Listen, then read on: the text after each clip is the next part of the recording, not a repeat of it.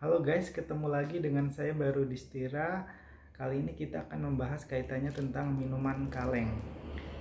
Jadi, kalau kita mengkonsumsi minuman kaleng, ini ada bahaya ataupun potensi bahaya yang bisa mengincar kesehatan atau bahkan keselamatan kita. Yang pertama adalah kalau kita ingin mengkonsumsi minuman kaleng, kita harus hati-hati guys, karena kita tidak tahu minuman kaleng ini diperlakukan dengan higienis atau dengan bersih pada saat dilakukan penjualan. Coba kita lihat di sini posisinya untuk kita minum ini tidak terlindung oleh tutup botol kalau kita beli botol, tapi ini terbuka lebar dan luas. Nah, makanya untuk kita mengkonsumsi kita perlu bersihkan terlebih dahulu. Jadi kalau kita punya air, mungkin bisa langsung dicuci semua permukaan sebelum kita minum, atau kalau tidak bisa menggunakan tisu basah minimal di area permukaan yang ada lubangnya untuk kita minum sampai dengan sisi atau pinggiran dari lapisan permukaan atas ini. Karena apa? Kita tidak tahu, barangkali ini kotor pada saat penyimpanan atau pada saat penjualan. Jadi kita harus bersihkan dulu, kita lap atau bahkan lebih baik kita cuci. Itu yang pertama. Yang kedua adalah kita perhatikan tanggal kadaluarsanya. Jadi kita biasanya mengecek tanggal kadaluarsa itu di pantat botol. Di sini tertera tanggal kadaluarsa dari produk tersebut. Dan yang ketiga adalah yang patut kita perhatikan, dan ini sering kita abaikan, adalah kita harus memeriksa bentuk botol yang akan kita konsumsi tersebut. Karena apa? Jangan sampai minuman yang kita beli atau akan kita konsumsi mempunyai bentuk botol yang sudah tidak utuh lagi, atau mungkin penyok, atau bisa juga bolong. Itu semata-mata bukan karena masalah estetika guys. Jadi itu menyangkut keamanan dari produk ini sendiri juga. Karena apa?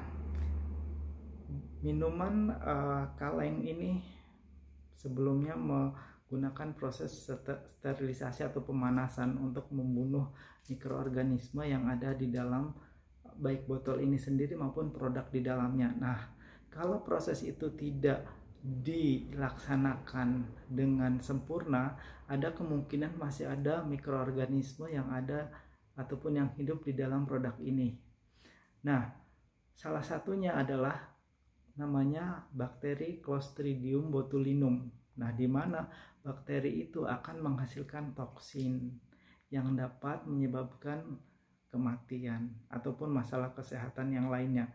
Biasanya akan menyerang otot dan syaraf. Jadi Clostridium botulinum itu biasanya ditemukan dalam produk kaleng yang tidak dilakukan proses pemanasan atau sterilisasi yang sempurna, sehingga dia masih hidup dan menghasilkan toksin atau racun. Namanya adalah neurotoksin karena tadi menyerang syaraf dan otot. Nah, itu sangat berbahaya sekali. Nah, untuk itulah salah satu ciri biasanya minuman botol yang sudah terkontaminasi botulinum, biasanya bentuk botolnya menggembung. Nah, salah satu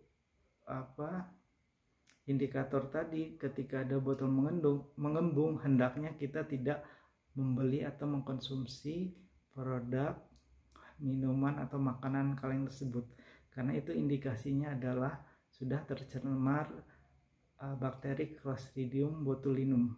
Nah, makanya sebenarnya yang harus kita waspadai ada 3 hal tadi. Pertama, kita membersihkan area untuk mulut kita mengkonsumsi minuman tersebut. Yang kedua adalah pastikan tanggal kadaluarsanya masih dalam range, dan yang ketiga adalah bentuk fisiknya yang masih bagus sesuai standar, sudah tidak penyok, tidak bocor dan sebagainya. Nah, mungkin itu saja dari saya guys. Terima kasih, salam sehat.